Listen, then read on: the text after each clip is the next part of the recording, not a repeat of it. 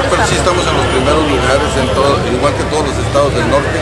El año pasado, con decirle que murieron 166 casos de cáncer de mama y alrededor de 134 de cáncer cervicuterino.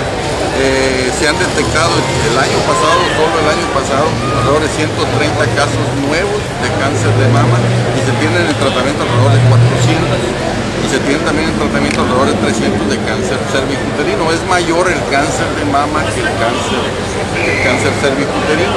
Y bueno, pues todo lo que ha hecho el gobierno del Estado a favor de esto en protección a la mujer, pues ha sido mejorar la infraestructura que tenemos. Primero, iniciamos con 4 mastógrafos en todo el estado. Actualmente tenemos 12 mastógrafos, de ellos 2 son móviles tipo digital. Ya el último se adquirió, o mejor dicho, se adquirió ya hace 2-3 meses, pero se tiene ya desde la semana pasada aquí mismo en esta ciudad y ya se está programando su itinerario para que dé trabajo.